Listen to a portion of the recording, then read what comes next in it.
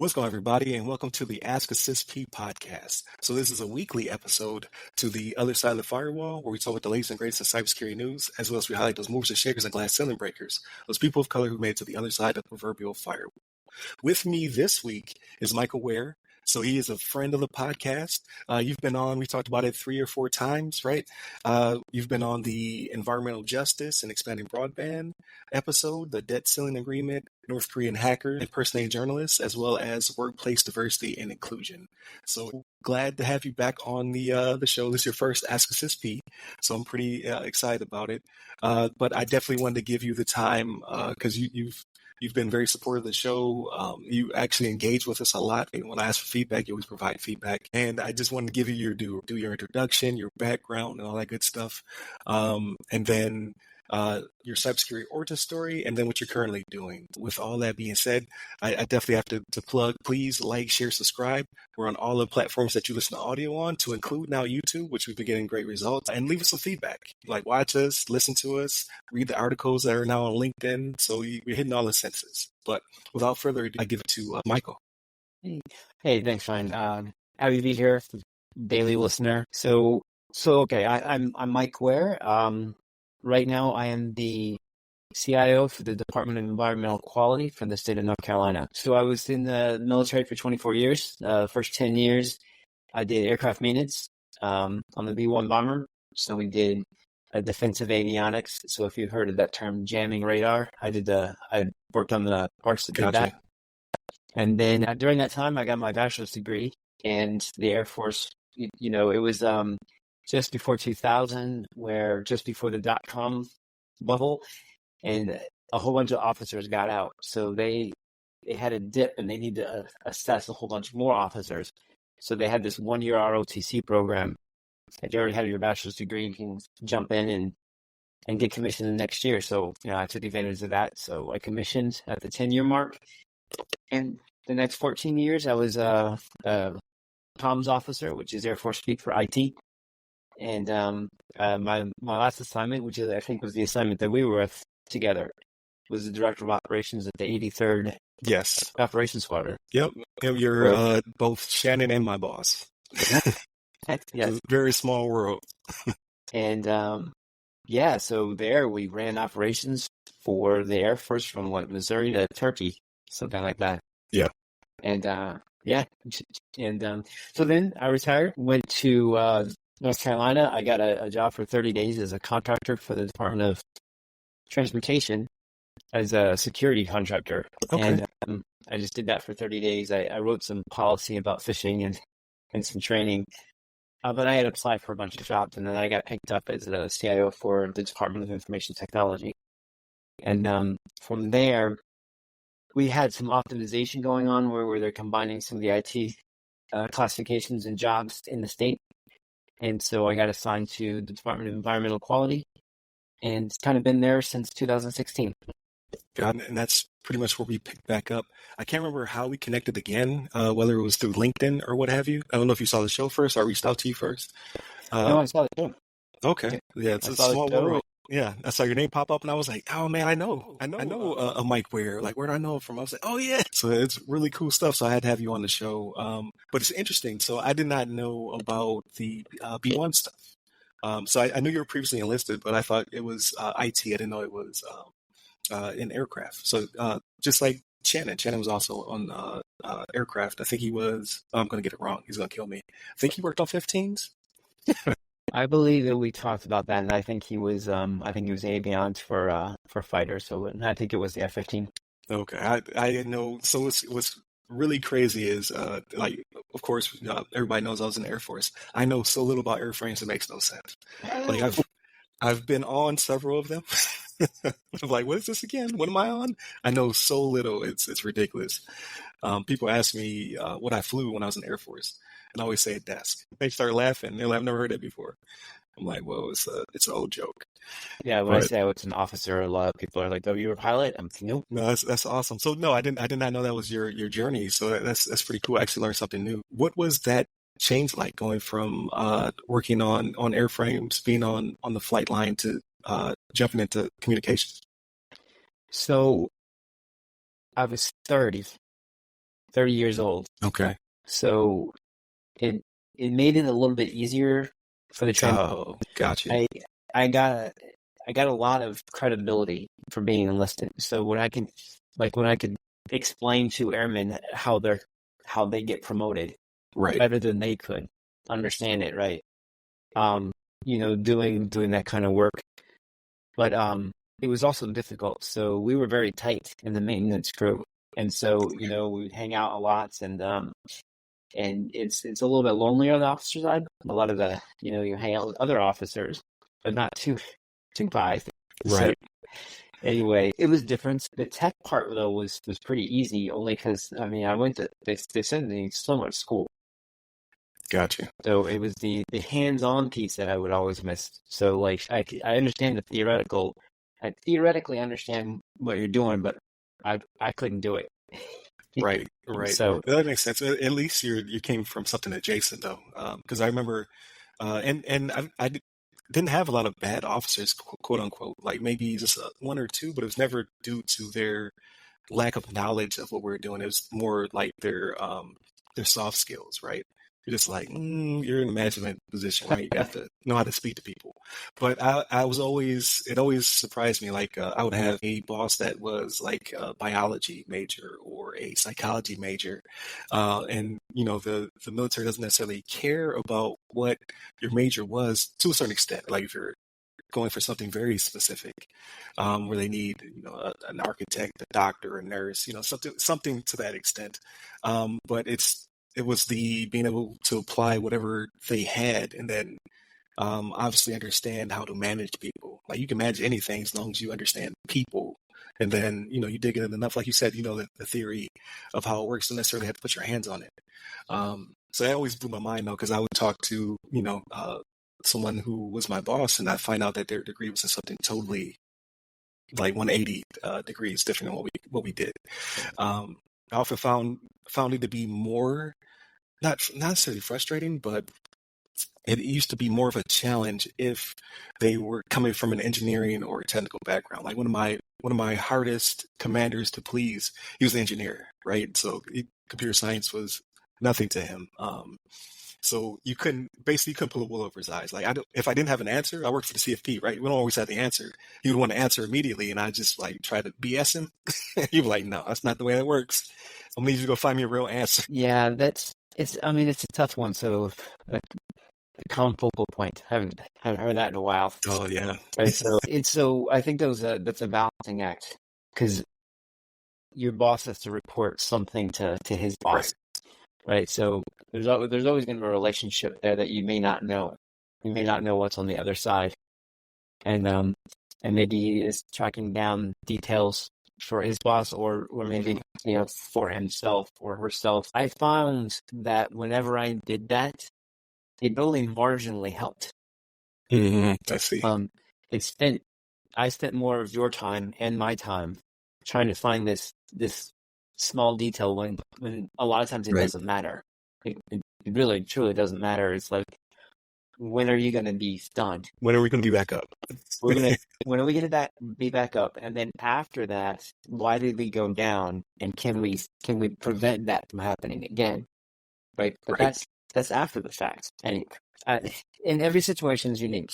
But in my experience, even in this job, when I started digging into the details at my level, it's only a marginal improvement.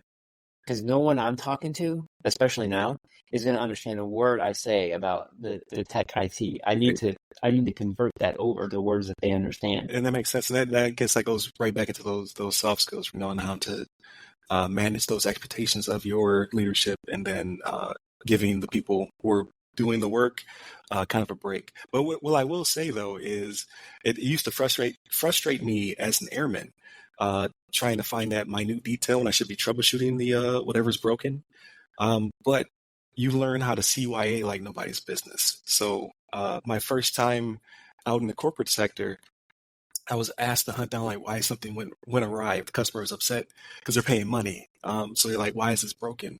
And I gave them the most detailed report possible. Like here's some timestamps. This is what happened. This is who I talked to. And I gave it to my boss, and he was like, "This is a lot. Can you make it smaller. I'm like, well, in the military, this would not be enough. They were like, well, Right. they would find the gaps, right? They were like, well, what about here? What were you doing during this second? So I found that to be comical. But so now we've gone over your background, your experience.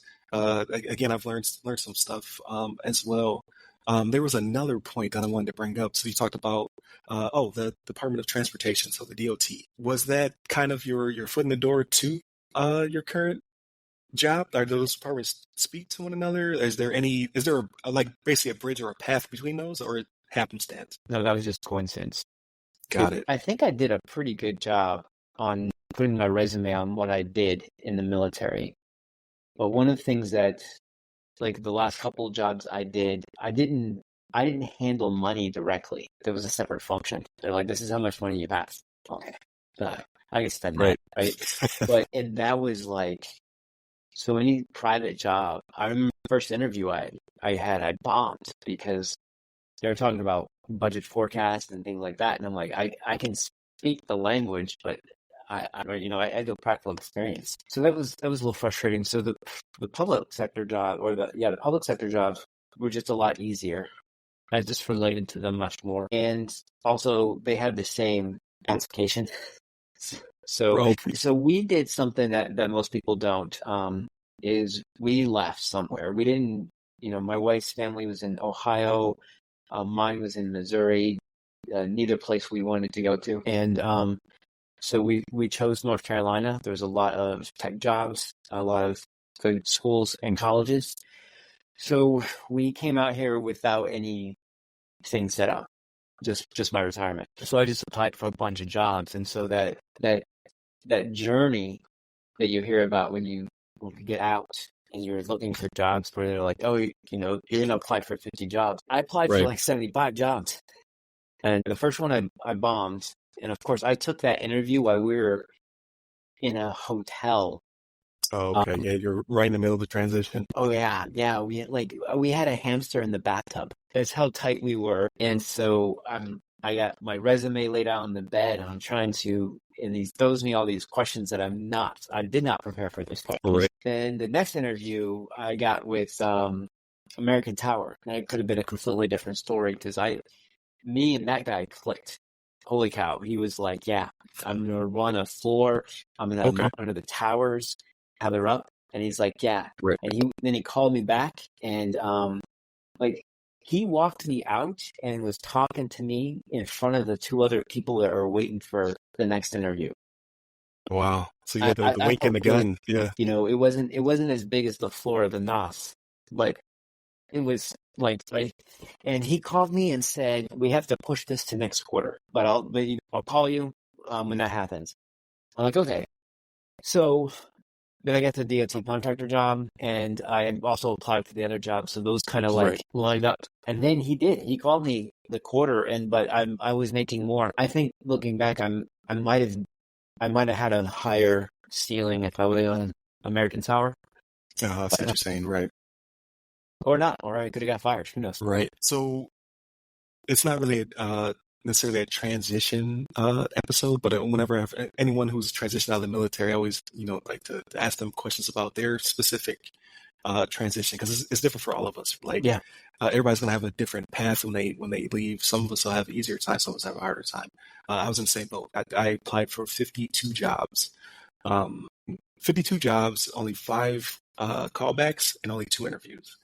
Out of that, it's just they don't prepare you for that. Like when you're transitioning, because of all the certifications and the degrees and just all the things they teach you leaving, like you're gonna be just fine, but not knowing that the market doesn't necessarily always care about that, right? Like they do to a certain extent, but they play the game differently. So when you definitely were speaking to me when you were saying like you're trying to figure out like going through your resume, figuring out what you're trying to say. Like they prepare you. Like I'm not trying to say that TAP isn't transition assistance program coming out of the military isn't good. It's great. However, I wish there was more of a kind of like when you do Hiring Our Heroes or Fort Block and things of that nature, those skill bridges. I wish they would kind of integrate a little bit more of that while you're on active duty. because you're already on the job hunt when you're on SkillBridge, and then you're learning all the stuff you're doing wrong as you're doing it wrong, as opposed to, hey, how do I function as a civilian? Even no matter how long your enlistment was, 4 years to 40 years, like it's going to be, different for everybody transitioning. So no, thank you for sharing that. Because yeah, a lot of people are unfortunately under a misassumption that, oh yeah, I'm just going to step out. And you may just step out the door and land a job, but depending on what the market looks like when you get out, like there could be a million other people with similar skills. It's there's luck, there's timing, and there's so many forces that you don't know. And I've seen so many people, leave active duty, walk right back into a civilian job. And for me, that wasn't happening. Because I looked around and there wasn't, and the knots, there wasn't anyone there. And yeah, it's timing. So maybe we are looking for jobs. It's just like the military, right? So there's a numbers game. How many people do we need today? Right. And next quarter we may not need that many. Right. And then the market is full of people who are seeking a job, right? So it's in their favor. Like he can wait a quarter and say, okay, we can push it off. If you're not available, somebody else will be on the hunt. Yeah. There's no, like in the military, you have to slot people. Manning is a whole dynamic in itself when it comes to putting the right people in the right places. And even then, you still have shortfalls. There's not really a surplus of soldiers, airmen, sailors, things of that nature, Marines. So it's an interesting dynamic. But you also brought up a key point of there is a difference between, in the military, you have to spend the money. Like you're praised about how you spend the money. How much did you spend? How quickly did you spend it? Did we meet our milestones, etc.? What I learned quickly on the outside is how much money did you save us? Like how efficient are you in not spending this money? Because we don't want to spend all of our money this quarter, which is the exact opposite. Yes. So yeah, in the military and still in the state, your next year's budget is, if you didn't spend all this year's budget, you must not need it all, and very much so in the military. I think we had talked about this on one of our other podcasts, and saying, this is why sometimes people have really nice desks and chairs, but everything else is falling apart, is because at the end of the year, what can you spend money that you can get quickly? You can buy desks and chairs, like the next day. So you can spend that money. You can't pay a contract for a new computer solution or anything that requires construction, or any of those things. Those take too long. So it's a whole different thing. But yeah, in the private sector, it's I think Shannon talked about security, especially, is not a revenue center. Right. You're a cost. You're a cost. Which to a certain extent, so is insurance. Like no one wants to pay for insurance, but you need it. Sometimes you're mandated to have it. I think the same thing is kind of where cybersecurity is starting to head with all of the regulation and what have you, which I believe is necessary because you have to protect people and their information. But at any time that a company can cut costs, that's what they look at. They look at cybersecurity and they look at diversity, equity, and inclusion. So, and I would like to kind of maybe pivot in that direction. So we've had you on the show to talk about DE&I in the past. You're definitely a champion of it, and we greatly appreciate that. And there was a movement, there was a wave. It felt good out there in the private sector when I was leaving the military, especially, where DE&I was very big, very necessary. But it seems to be that's where the budgets are being cut now. Like, what are you seeing on your side when it comes to diversity, equity, and inclusion? There's actually some state law that got pushed out, so you got to be careful on how we talk about D&I. And I think there's a really, from my point of view, there's a poor perception of it, and it's looked at something like it's something different, like it's meant to be a quota thing. And there's a couple other states that have laws in the books that state agencies can't. They're not saying you can't have a D&I program, but they use very words that are so close that our agency had a long discussion on, are we going to rename it? Gotcha. Right. So it became a tough slope. But what I can tell you is that, so the first time I was on this podcast, I was talking about hiring and trying to get more people to apply for jobs. and either you or Shannon, was talking about the hashtags. And I actually got my agency to actually put together like a guide on when to use hashtags and ideas on how to do that. So I don't think it's used a lot, but it's out there. Right.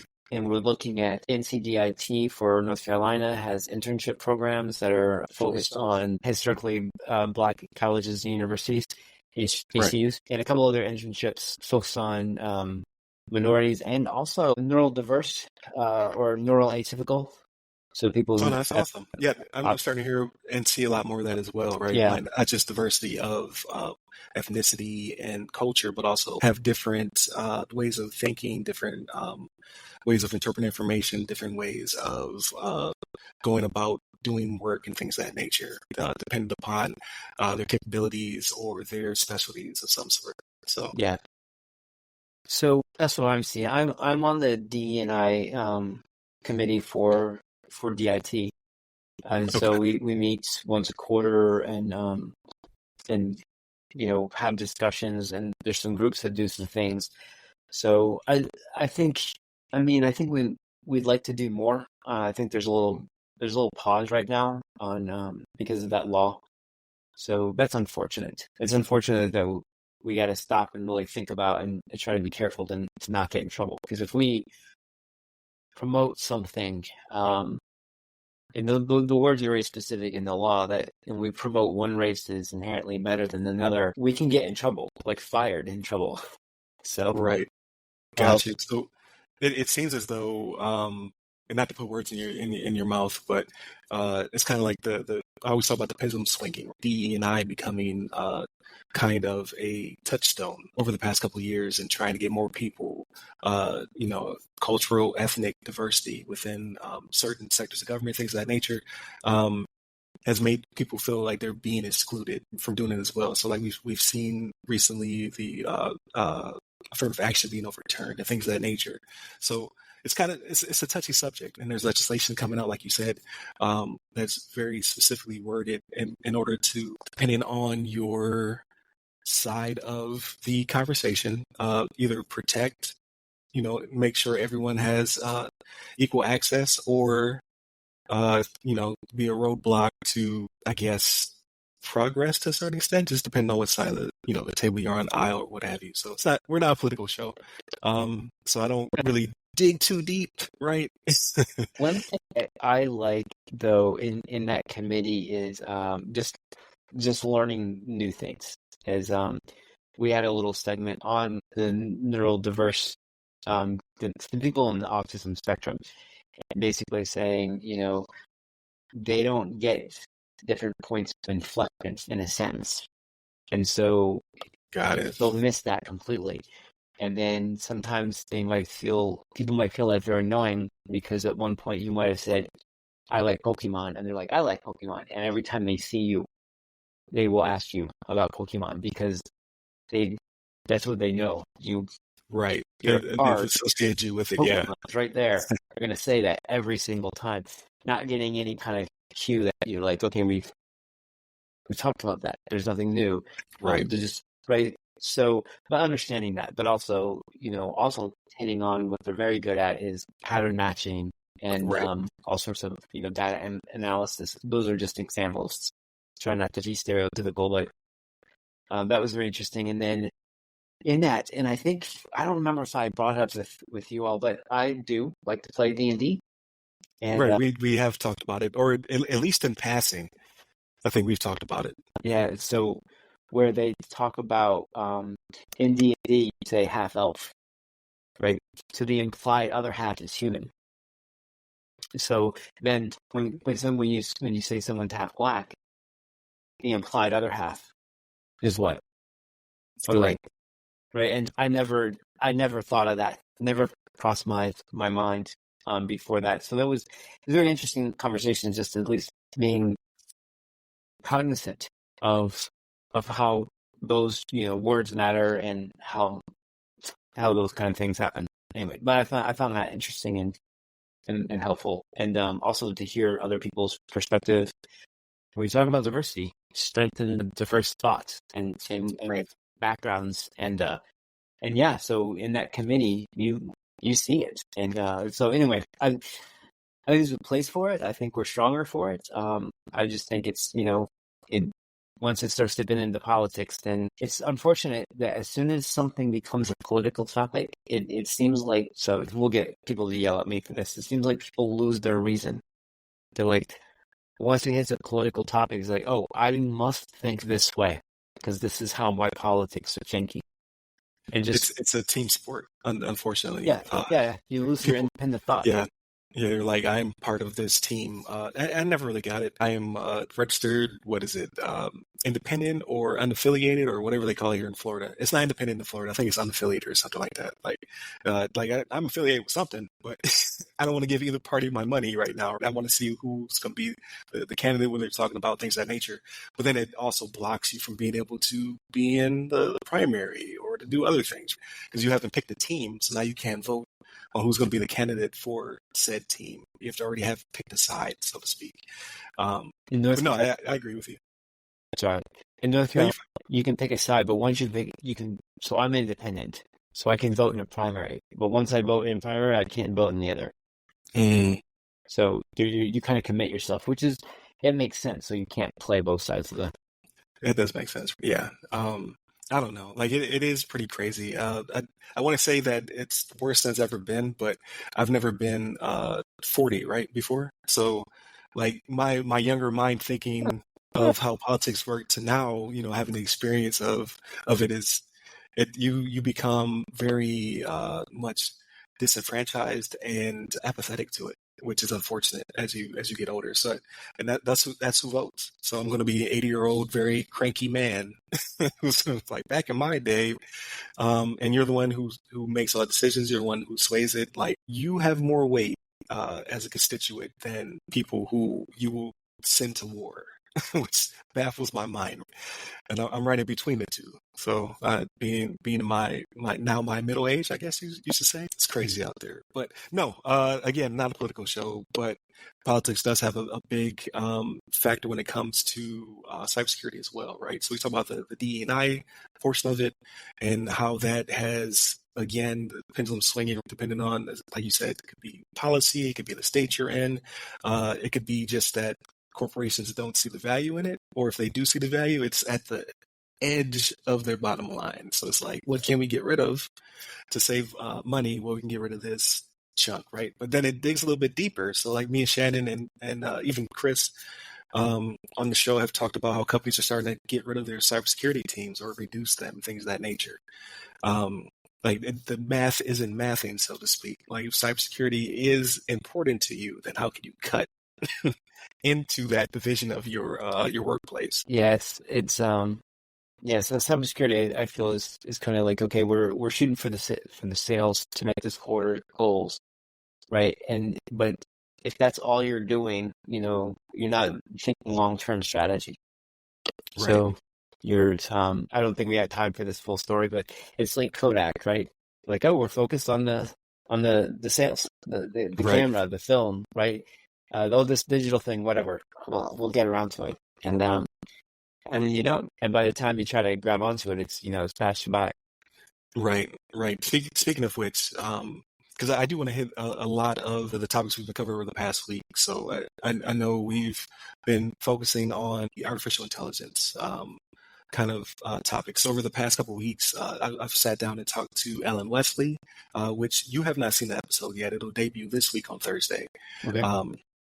He is a DE&I champion. He is big into artificial intelligence. He's invited me to a panel of his where they're talking about kind of the predictions they made last year when it came to artificial intelligence and then where it's currently standing. Which ones did they get right? Which ones did they get wrong? I am completely enamored with it. Like I was very AI-ist to a certain extent. I didn't want it really meddling with much of my work just because I didn't quite understand it. And then when I switched the platforms, so we moved from Zoom to now we're on Riverside FM. They're not paying me. They should. But with that came a bunch of AI tools. And then I started playing with those, learning how it can make the show notes for me. It can shave off some time. And then talking to Alan Wesley, I started to go into Chat GPT to the point of now I'm a Plus member. I pay them a fee The best $20 I've ever spent. Yep. It's making thumbnails. It's generating quick articles, like taking our transcript. Like this will become an article. I'll take our transcript, dump it in there. All I gotta do is just polish. Just tell it like focus on these areas. AI is amazing. It's not selling well with a lot of businesses, especially government and even in the private sector. So when I was a consultant, I was doing a lot of just talking about building their AI policies, and then I built a statement of understanding product for one company. So I was just dipping my toe into it, but their engineers were full tilt. So it's like one hand is saying, "Hey, pump the brakes," the other one is like, "These tools are great. Let's put them in production." So what are your thoughts about what's going currently with the artificial intelligence and how it's ramping up? Oh, so I love it. I equate basically, imagine you have of course, because my D&D head, right? So you got a battlefield full of knights with swords and shields and stuff, right? And you're just like, you just take a sword from some knight and give him a machine gun. Here you go. It is powerful. I mean, you still need somebody to shoot the gun, but Right. I mean, there's some of the stuff that comes out of it is like magic. So now, how do we make that productive? How, from Right. the public side, how do we make it better for the citizens of North Carolina? So, I mean, it saves me time. I've used the console. I got to be careful because our policy right now is to refrain from using generative AI. Okay. But I've written some speeches. I kind of use it as a little joke. I have make the outlines, and then I just use the opening sentences to kind of structure it. But then I fill it in with whatever topic I'm talking about. But then I'll say the first statement. I'll say, well, that was written by ChatGPT, which is probably not funny now, but last year, Right. everyone was really laughing at it. So that kind of admin work is great. But I mean, really at that point though, it's still kind of novelty. It helps you draft some things. Right. I think it can help you with RFPs, and all sorts of things. However, then you have to look at the security, and that's what our state CIO is, concerned about is security for state data. And whatever you put in there goes and teaches the model. It's right. And then you have the hallucinations. But I will say that I think I'm one of the first people in the agencies to get official approval to get a ChatGPT license. Oh, that's awesome.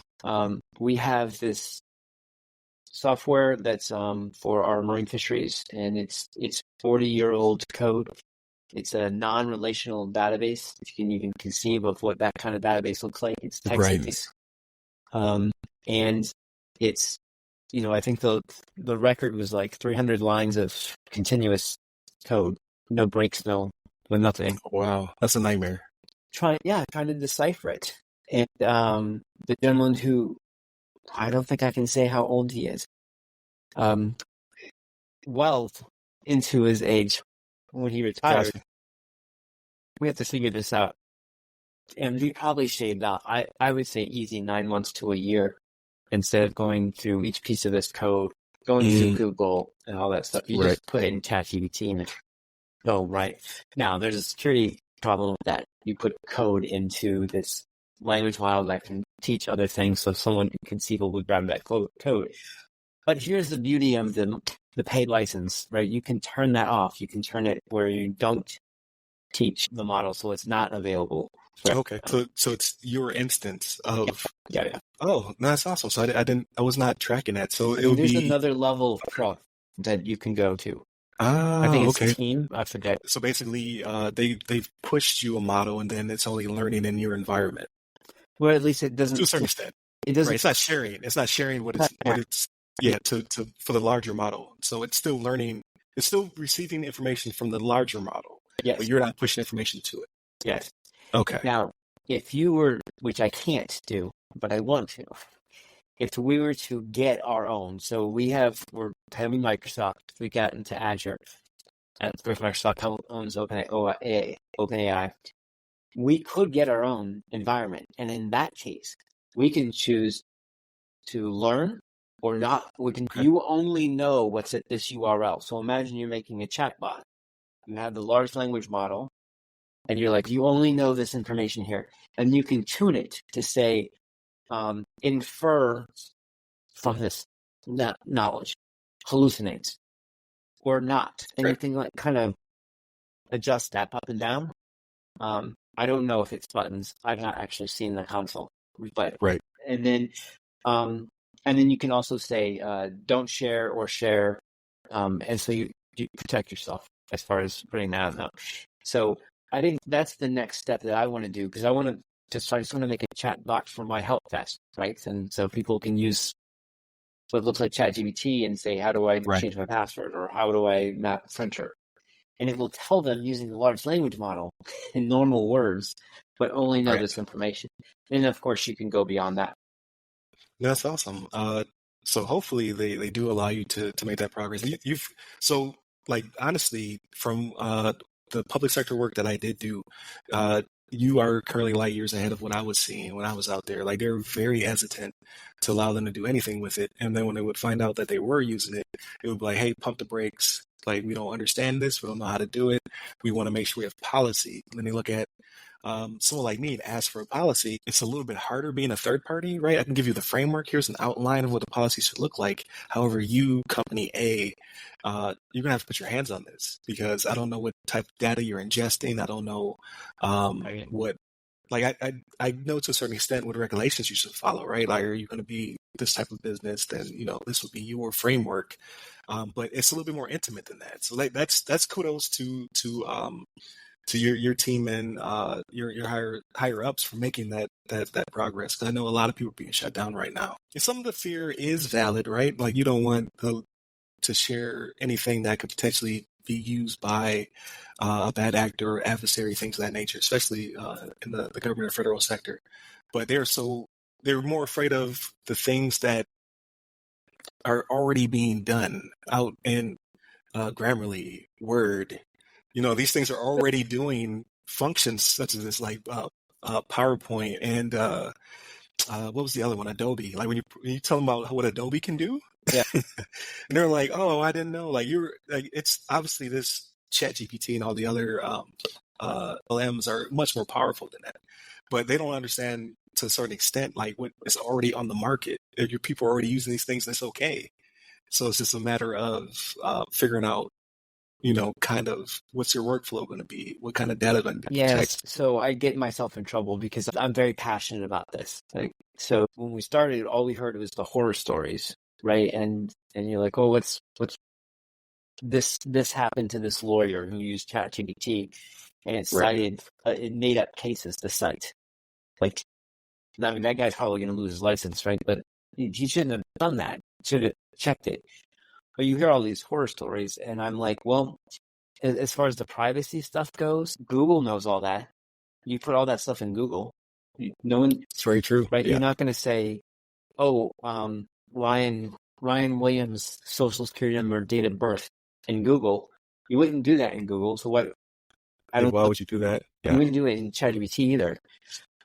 Now, Google can't summarize a resume, and people may want to think, oh, let me summarize this resume, or hey, look at these 3 resumes and tell me the best person to hire, which all It's sorts very of problems unethical. with that. So the temptation would be there where you wouldn't probably do that in Google, but you can do it here. But to your same Right. point, yeah, I don't want to get into the specific thing I said too during this argument. There's other products that are in the cloud that you do put information in. And we have code repositories that are, the viewers of this podcast centered around security just know all the other Yeah. easier ways it would to get that information other than trying to pull out code out of ChatGPT that you might have put in. And I think what I found fascinating was the hallucination piece of it. So I've only been repurposing my own content. Like I don't want it to. I never type in like, "Hey, make me an article about this." Right? No, I take the material we've already created. So we're going to speak for probably an hour or something like that. I'll take that hour of long transcript and I'll say, "Hey, make me a run of show. What did we talk about?" And it'll break down by chapter and timestamp. Awesome, especially when it comes to content on YouTube. And then I can go a step further. Okay, now I want you to just focus on these specific chapters and give me the key takeaways. And then now you can use that and repurpose. So for the repurpose, it's great. So I never saw the hallucinations until today, actually. So because I'm doing a very poor job I have like 80 million chat. I should be streamlining. I should be consolidating. I'm working on it. But I was trying to build a prompt where it would break down, okay, take my transcript, generate an article with these following topics based upon the chapters. And then I want you to then convert that into a social media post for LinkedIn that entices the audience to listen, read all that other stuff. And then I want you to generate a thumbnail. Then I'm trying to build like one solid prompt that just does everything for me. I forgot to put the transcript in, and I hit enter, and it starts spitting out information. And I looked at it and I was like, that's kind of what we talked about. I was like, what went wrong? And I looked and I was like, I didn't put a transcript in it. So it's like thinking like based upon these topics, what could you have possibly been talking about? And it was very close to not have any information. And I was like, that's what they're talking about. It will literally just generate stuff and make it sound coherent. I was like, that could be something I was talking about. But I didn't feed it anything. So it blew my mind. I was like, this tool is too powerful. But it was really cool though. I was like, okay, now I get it. It can really just make up things. If you don't give it enough information, it'll just take the best guess based upon other information and just spit it out. Here you go. So yeah, that was very eye-opening. Very cool, but very eye-opening. Like, okay, I definitely have to always make sure I double check what I put in there to make sure it doesn't say something crazy. But no, that's awesome. Like again, AI is very fascinating. I'm very slow when it comes to taking off on it. So I've watched hours of YouTube over the past few nights, just trying to figure out like, okay, what's the best way to be more efficient, right? Like, how can I do X, Y, and Z? And then hopefully, this can be adapted because I'm also not using that at work. But I saw it in some instances where it could help you generate diagrams and flowcharts for like PowerPoint presentations. I'm like, that's so cool. As opposed to me trying to figure out in Visio, I could feed it enough information to build me the diagram or the Gantt chart or what have you. Like from a PM perspective, this thing is going to be amazing. I cannot wait. I think so. I had an intern last summer, and just playing around, I was like, I want to know some of the capabilities of AI out there, right? So it pulled in like some stuff that can generate music.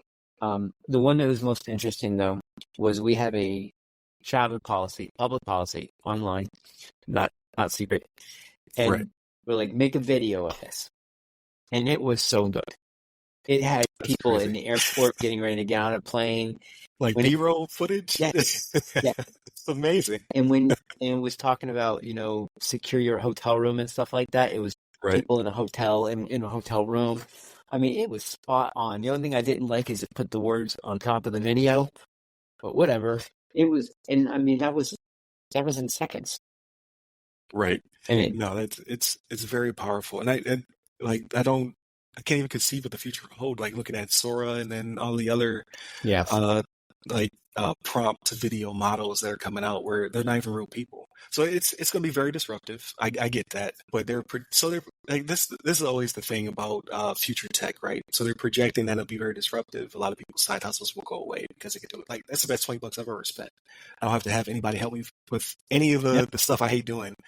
But it's also saying it will also create upwards of like the projection on the one survey I saw was 93 million new jobs will be created because of AI. Because you'll need people who know how to do something in order to get the AI to do something new, cool, and innovative. Yeah, you need someone to hold and shoot and aim the gun. Right. But that's a spot on analogy. When you say you took the sword and gave him a machine gun, yeah. And I think I got a couple years on you, but like when I was coming up, there was a computer person and did everything. Right. Fixed your computer and set up the network, and now all of those are separate jobs. So I had no problem believing that it will, spark another industry. Yeah, I also feel that way. Like a lot of people are being very pessimistic about it. We need people who actually do jobs that involve touching things, right? We need more mechanics. We need more plumbers, more, you name it, like things that AI simply just cannot do. It can help you devise a better scheme, a better plan. It can develop the blueprints, but you still need people to have hands-on equipment, right? So that's still always going to be an industry. But two, I'm starting to see a big push for AI project managers, AI this, AI that. So these jobs are starting to spin up. And it is just a matter of pivoting, right, from what I currently do into to something that is in line with it. So I think like PMI even has a cert now for PMP-AI of some sort exists now. So I'm very optimistic about it. I'm very hopeful for it. Just in the being helpful.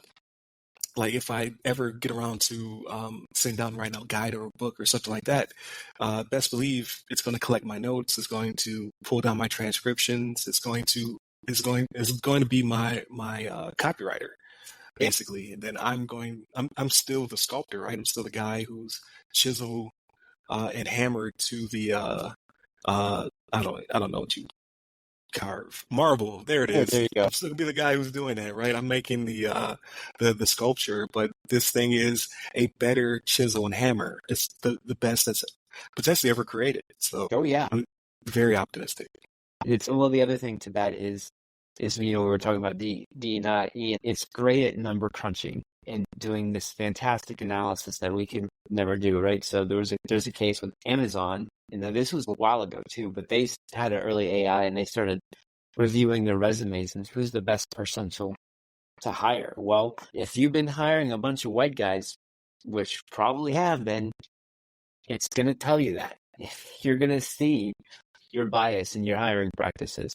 So there's going to be a lot of reluctance to, because when HR professionals are seeing that, they're going to have to tune that out because, if your data's biased, your data's biased. Right. It's gonna be apparent. So you got to try to, I think that's going to be tough to tune out is to say, no, forget about some of this stuff in our past and evaluate, fresh on these candidates. Oh, I see what you're saying. Right. It'll take the historicals. Like your company's 97% white male because of these hiring practices, right? Like Who's you're only all in your leadership roles? yeah. I saw it. And it's going to say Yeah. those must be the best people to hire. Yeah, no, that's very true. I could definitely see it being biased in that regard. I saw a meme made me laugh. It was showing we love DE&I, and it had the bottom row was all diverse, different people, different colors and shapes. And then as you went up the pyramid, because it was pyramid shape, it got less and less diverse. Oh yeah, It was like this is pretty much what our company's made out of. I was like, it's funny because it's true. And also, I think we talked about it on the show. I'm not sure if we did or not, but like in the past, they're working on just making models less biased because you have a group of one type of person who's building said product and tuning the AI, where CVS was false reporting more people of color as shoplifters and things of that nature because it was fed a bunch of images of criminals and what have you that were people like much primarily people of color. It's not because people of color steal more; it's because they get caught more. Right? There's more mugshots to feed it than it was in any other model. So then it caught out anyone who looked resembled a person of color and at all. It was like you must be stealing from us. So there's like a lawsuit or something happening now because of it. It's just like, well, had you had more people of diversity within the room, maybe they would have said, well, maybe we shouldn't feed it, a bajillion photos of people of color. Maybe we should make this a little bit more of a wider net.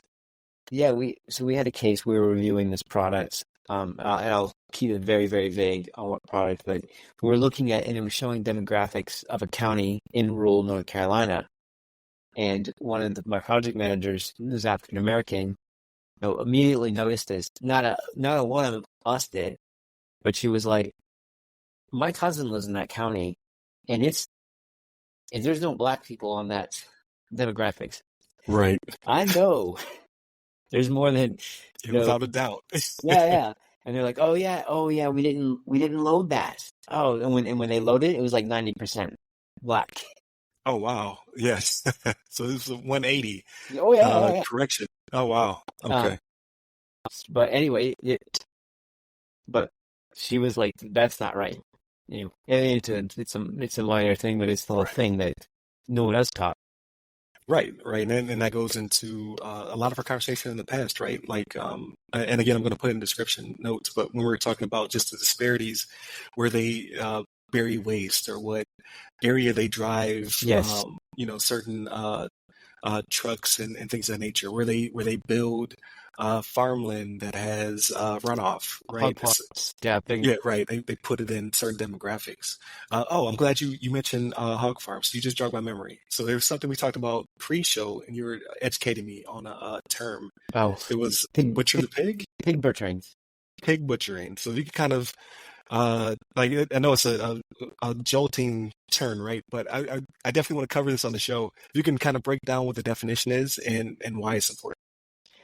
So pig butchering, it's a scam. It's a scam to get money out of people, and the idea is to you fatten up the pig, and then you do the final butchering. So we had talked about, the technical controls for security are getting really, really good. They're really catching a lot of people. So we're seeing more BEC, business email compromise, just your traditional scamming. So this pig butchering Right. is kind of like this thing with the twist on the romance thing, where you're building a relationship with someone, you're building trust. Most of the time it's romance. It could just be like a friendship, but it's all online. And at some point they're like, "Hey, I made a lot of money in this stock in this company, or if you're interested." And then of course they're like, "I'm not sending you any money." It's like, "No, no, don't send me any money. Here's this website. You can go look at it for yourself." And so they go and they create an account and they look around, and Right. it's usually a financial product, and it shows, really good gains. And then, they put in a little bit of money, and it makes money for them, right? And then the person that they have the relationship with just, "Oh yeah, I'm making so much money too. Look at mine." And you get into this thing where you're building up money, you're putting more money in, it's showing gains. Right. At some point you're like, "Hey, there's a quarterly fee or something," so you add a little bit more, but you're making so much money and no worries about it. And all of this is fabricated. The website's not real, the reports are not real. And then when you've made enough money, or the pig in this scenario, you like, "Oh, I've made enough money, I'm gonna pull it out." Right. Then there's either a fee that you have to pay, or they're like, "Oh, you got to pay taxes on this before you can pull it out." And then if you do that, then there's no money left. There's no Right. money yet. The gains are false, and it's just the last attempt to get every little bit of money out of you. So there's I don't know if I can say the podcast, but the Darknet Diaries has a podcast on pig butchering, which gives a Okay. couple of examples. And last week tonight, John Oliver, 2 weeks ago, had a special on pig butchering on this Gotcha. topic. So I'm going to look for both. So yeah, I'm fine with you sharing whatever resources and names. If anything, I'm going to tag them in this anyway. So that way, hopefully, because they're bigger, right? So Yeah. hopefully, you direct traffic my way. But no, I'm going to look into both because I've never heard the term before. So when you said it, I was like, I don't know that one. Yeah. And And yeah, that is it. It's like you said, it's a twist on the romance as well as like Bernie Madoff. What was that? That's a pyramid scheme. So, pyramid scheme, right? Yeah, like I'm making money, you're making money, we're both making money, and yeah, you're just feeding me money, and the numbers are all false. That's.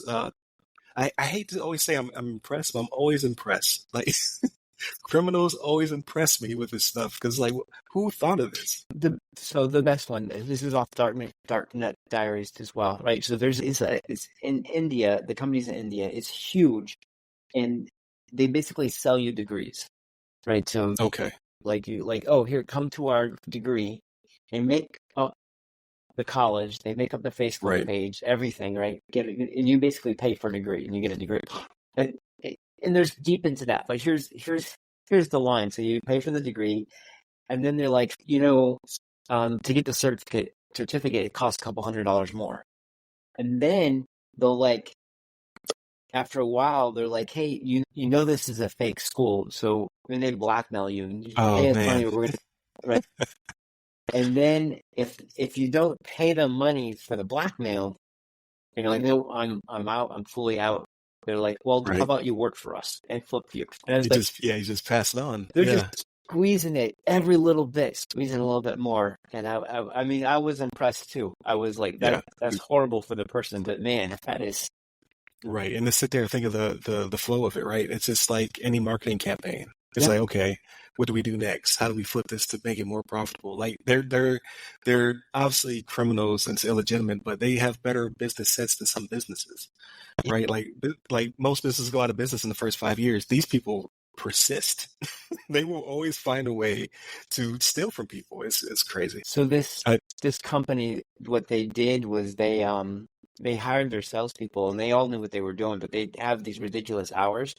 But they would have like the interview and Dark Knight Diaries is incredible, but like they did not pay these people a lot of money, but they're like, okay, I can't work today because my kid's sick. No problem. They would send someone to pick up their kid, take him to the doctor. They would pick up their oh wife, wow. take her anywhere she wants to go. They would get your groceries for you. All of these sources. So all you're doing is you're just on that phone, continually selling or Right. creating Facebook profiles, creating the university profiles. So they were just working them to death, but they had this. They were keeping them employed because of all Right. these, which I guess, assuming the math works in the bad guy's favor, but still, Yeah, all the incentives were the it's hook. fascinating. Yeah, because a larger company doesn't care that much. I mean, they quote unquote care about you, but they're not gonna like come to work.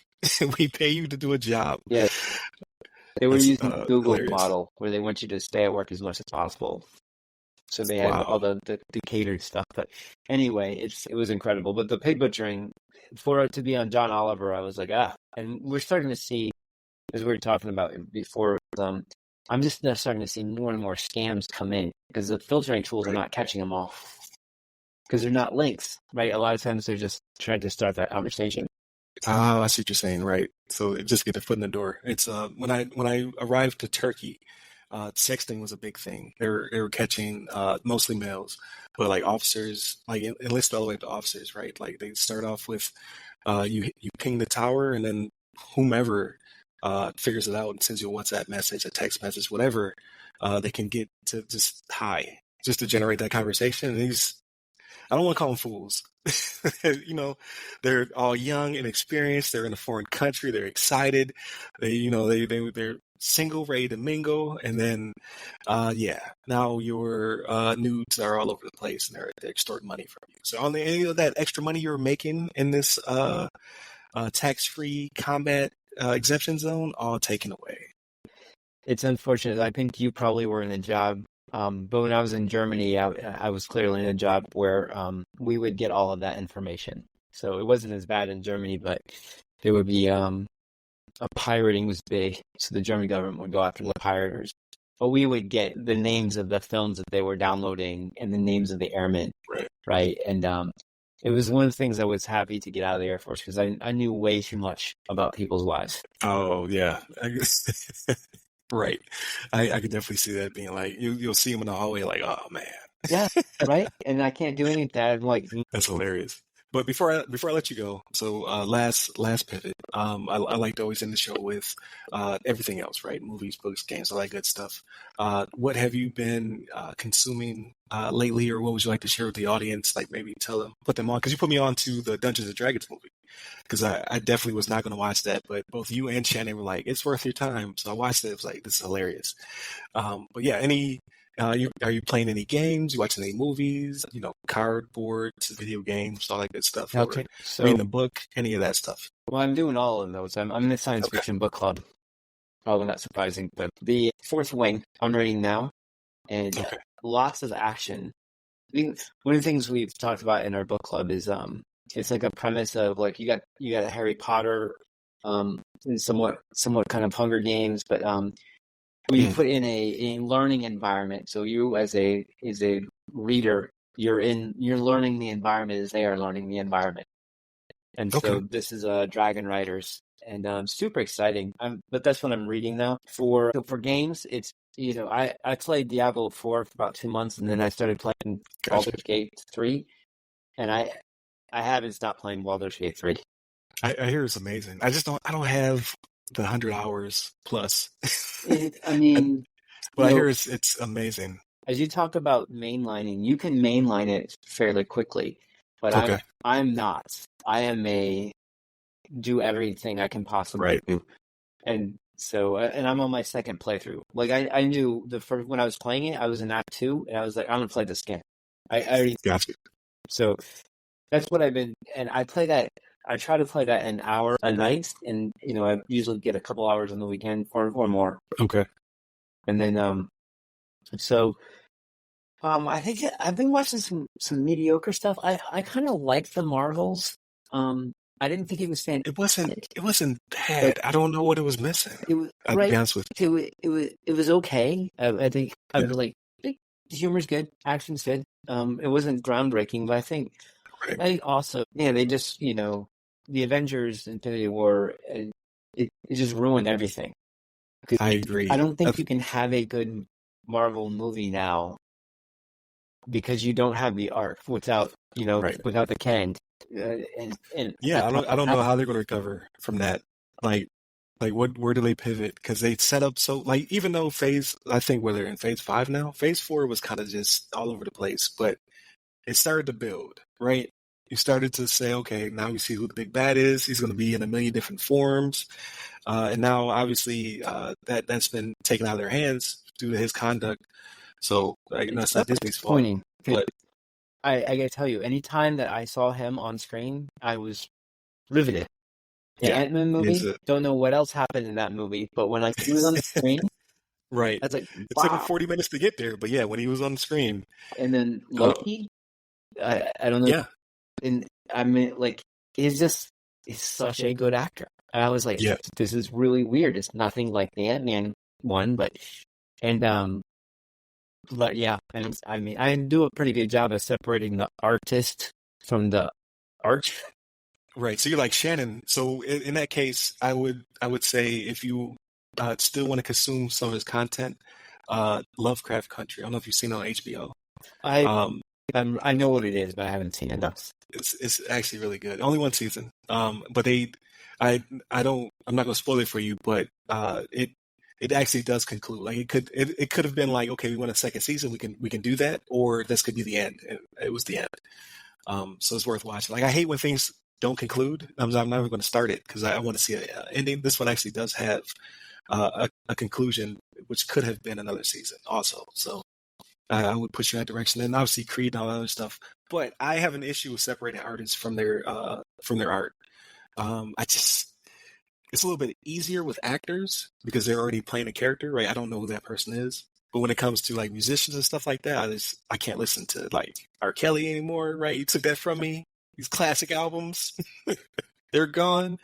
I'm still on the fence about Michael Jackson. I don't want the show to get canceled, so I'm not gonna go too deep into that. I changed the channel the other day when it came on. Michael Jackson's this song came Yeah, on, but I can't completely boycott it. It's tough. But yeah, so I did like the Marvels, but I think it's missing that overall arc to really tie it yeah. together. I think if it had a big bad, because in the first arc they always pointed back to Thanos. Everything pointed back to Yes. Thanos. You always knew that it's going to come to a head. It took like what was that, a decade? Yeah. But you didn't mind because you're like it's building, it's building. These past two phases, I have no clue. Like we thought it was Kang, it's not Kang anymore. So it's just kind of like I guess I have to enjoy them for what they are, but I don't want to enjoy them for what they are. I want that build. They spoiled me. It's also like can there ever be another Star Wars? You can have more Star Wars, but can you ever replicate that initial? Like Right. you didn't have a laser sword or spaceships like that. Not in that form. Right. Can you experience another Matrix? Like No, I did. So yeah, I don't know. I don't like. Yeah, there are certain there's certain one-offs, like you said, like the Matrix, yeah. Star Wars, the MCU. But At yeah, least the beginning of it. the whole run on Thanos. Like for a while, Yeah. you didn't even know it. You were just watching the movies, like cool comic book movies come to like, well done, and then you're like, wow, there's a theme here. Every time Yeah. you go right, the end credits and all this, there's these things that you're learning and you're part of it. Like I'm living this moment, and and we did, and it was fantastic. The billions of dollars they made, and now you're like, okay, more, and they're like, well, that's kind of all we got. Yeah. Or Yeah. it's more of the same, so it's just not going to live up to. Right. And I think it's a lot of, I think it's where we're at. It's not our fault per se, but we experienced it. It was a decade, a phase of our lives, and now we kind of moved on, which is sad because, I don't know what's around the corner. It's going to be something else. There's always something new. There's always someone will create something where I'm like, man, that's epic. It's not going to be Dune. I do enjoy Dune, but I don't think it's going to be Dune. Like, everybody's really hyped upon it. I haven't seen the second one yet. I did see the first one. And it did have that build up. So I expect the second one to be all action, right? But a lot of people think that's one of the greatest science fiction books ever written. They believe that Star Wars is a ripoff of Dune in a lot of ways. But most people have said you can't. It's unfilmable. So how can you capture all the books? Right. Like I would have said that with Game of Thrones, but I would have been wrong, except towards the end of the season, and then it was like I think you were talking about on this podcast. It just got rushed. You're like, why? You were doing so good. Right. Spend There time. had to be something like, yes, I think it was me and Chris, because Shannon's not watching it. He got to the Red Wedding and he was like, I'm done. But me and Chris were saying, like, you did so well until season 7, and it feels as though something invisible to us was like, hurry up and wrap this up. But you didn't have to. No, you had us every Sunday, glued, like coming on. Yeah, but I do want to say absolutely. I watched this a couple months ago, but Blue Eyed Samurai is just I can't say enough about that. I really enjoyed it.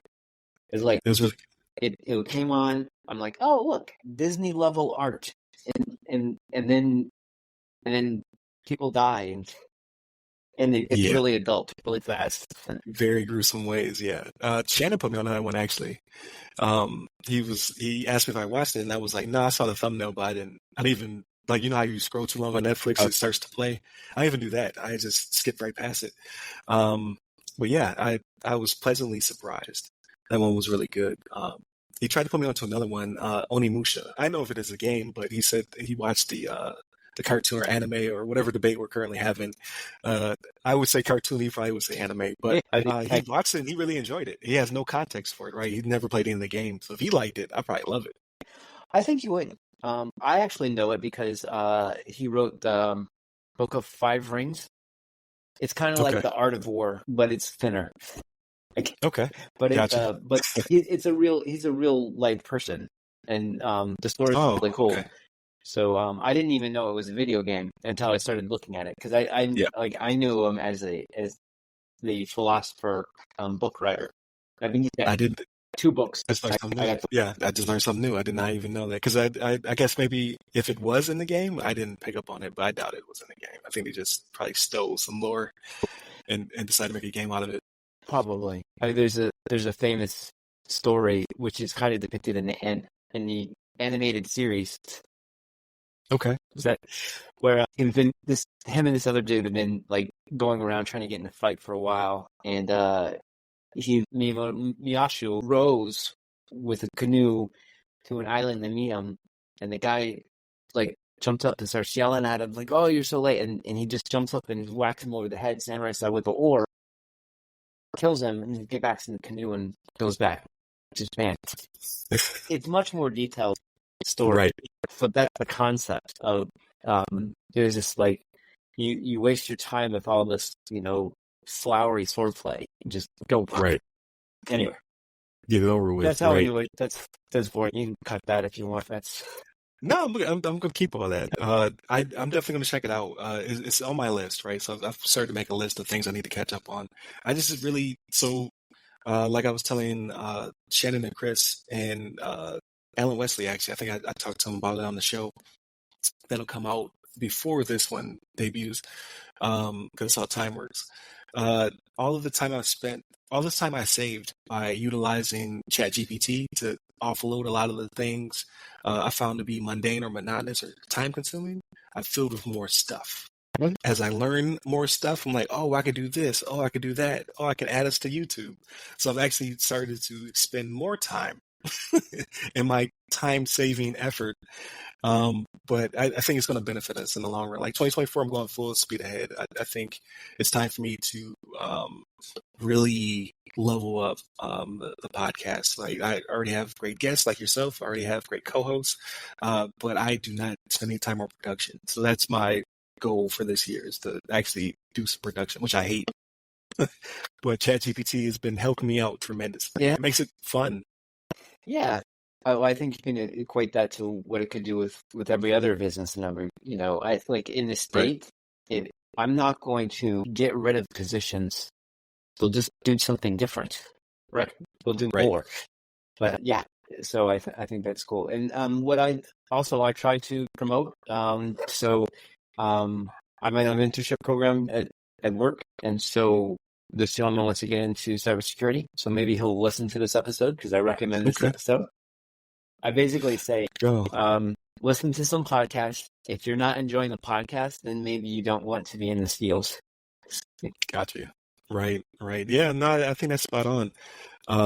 To push them towards GRC. That's like, tell them it's the most boring, interesting, well-paying job. In cyber, like you do something sexy like pen testing, all that other stuff. I can't vouch for that. That's not my wheelhouse, but I really enjoy the GRC space. It's doing nothing but expanding, right, with regulation and what have you. To understand this trade, I believe will last you a long time. Yeah, just because there's always a new regulation, there's always a new policy, or a 2.0 or a 3.0. It's always progressing, right?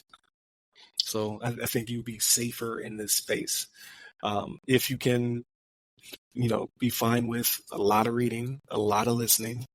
As long as there's a government, there's going to be a regulation to follow. That's very true. People to write it and then be experts on it.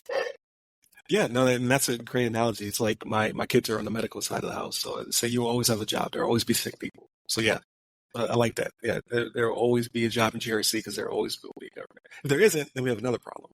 Yep. So, but thank you for your time. I greatly appreciate it. Like I know I went over what I said we would go over, but I think it's all really good content, especially to share with people who are, on their cybersecurity journey, or they're, trying to help out those who are on their journey. I think we cover pretty much all the bases. And it's good to learn more about your background and your history, because you're definitely, a friend of the show, an ally, and we want to get you on here more often, when you have the time. Busy guy. But definitely continue. So I'm going to land the plane, right? So definitely continue to watch the podcast, listen to it. You can find us everywhere now, pretty much. YouTube is doing really great numbers for us. So if you're a YouTube person, please continue to subscribe, like, share, hit a bell. There's a bell involved, all that good stuff. You can find us at all the social medias that go by our name, either Ask a CISSP or the other side of the FW on most platforms. You can find me personally at RY Security Guy. That's RY Security Guy. You can find me on Instagram, LinkedIn, Twitter, Threads, Instagram, LinkedIn. So all the places. Just type in RY Security Guy. And where can they find you, Mike? I don't know all my handles, but you can find me on LinkedIn and Twitter. I believe Mike there it is. 45. Yes, and I'll put it all in the description so people can track you down if they have any questions or what have you. But again, it's been a pleasure. Please continue to like, share, subscribe again, and stay safe, stay secure.